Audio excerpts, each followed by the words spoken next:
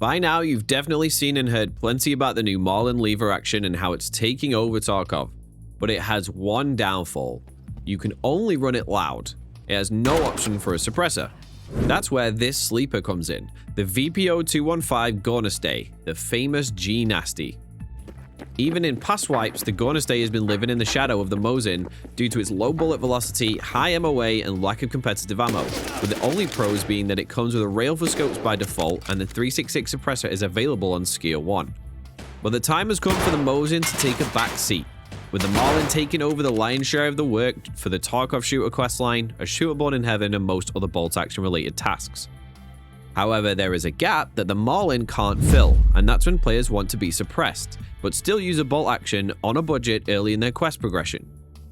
Why not use a suppressed Mosin, you might ask? Well, the Gornostay has gotten some love for the first time in years, and there is a suite of new attachments available to improve this budget bolty.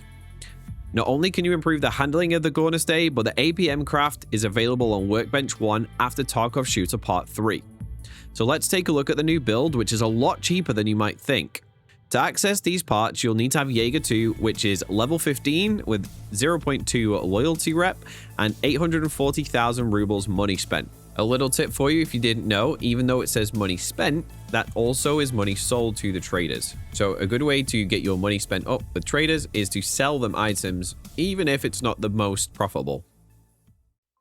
There are 3 new parts available for the VPO. The first is going to be the tactical chassis, which is going to give us access to pistol grips and stocks. There is a newer short barrel, and there is also a new chassis top rail that is only available if you put the shorter barrel on. Now, the selection of pistol grip is similar to what you're going to get on your AKs, the best being up at around 14 ergo, such as the sniper kit, but this isn't really required since this is more of a budget kit. Something like the saw, which is available quite early on from traders at 11 ergo, is going to be a really good choice. Same with the stocks. The difference with the stocks is because we don't care about recoil, the high ergo, low recoil control stocks are actually going to be the best ones. So if you want, you can put on a carbine tube and use one of the other stocks, but one of my favorites to use is the M7A1 PDW stock, which is available from traders quite early on and gives us plus 18 ergo at a very cheap price. Now, if we go back to the stock preset and we build the VPO out as we would in previous wipes, you can see that's going to give us 24 ergo at 4.5 kilos. Well, let's see what the stats look like when we build out with the new attachments. So if we add on the chassis, we add on the saw grip, and we add on the M7A1 PDW, that's going to put us at 46 ergo, which is a whole 22 ergo higher. Now, this has an MOA of 1.55, which is how accuracy is calculated in Tarkov. Now, at a very basic level, MOA is a real-life measurement called minute of angle, and that means that a 1 MOA at 100 yards is a 1-inch grouping. Now, I have been told by OnePeg that with his testing, the MOA is actually double grouping size in Tarkov because they measure it differently. The lower the MOA, the better. So a 1 MOA is a 1-inch grouping at 100 yards, 2-inch grouping at 200 yards, example.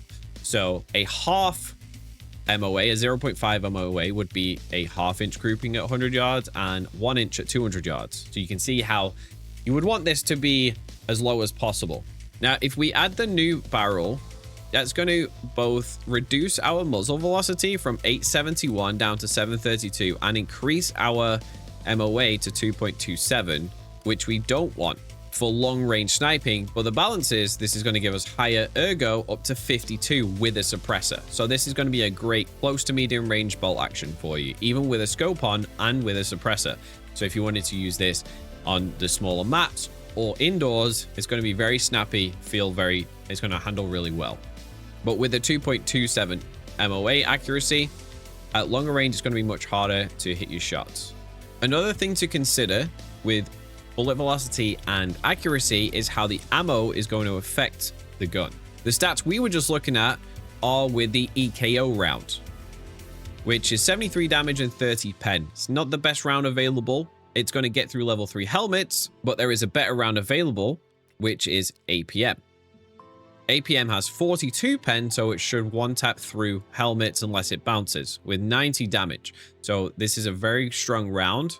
However, it does have some debuffs compared to the EKO. It gives us minus 22% accuracy and also a lower bullet velocity of 602 meters a second compared to the minus 10% accuracy and the 770 meters a second of the EKO. If we add the APM to the chamber, in our stash, we can see the stats change in real time. So the accuracy is going to go up to 2.52 MOA, which is worse. And the muzzle velocity is going to come down to 577 meters a second.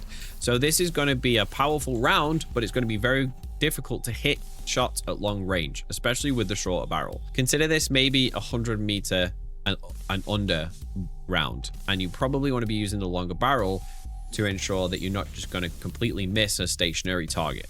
So comparing the VPO to a similarly priced Mosin with a suppressor and a scope, the new build of the VPO is going to have 52 ergo, whereas the Mosin is going to have 0. And the Mosin is also considerably heavier at 6.4 kilos instead of 4.3 kilos. Now, this directly contributes to something called Overswing. Overswing in Tarkov is the relationship between ergo and weight. In basic terms, if your gun is too heavy or has low ergo or both, when you aim down sight, it's going to take longer for your shot to get on target. For example, with the Mosin here, we are going to aim at the center of the target here. And I'm going to take my hand up, and when I ADS, you're going to see how it overswings away from the target before it settles where it should.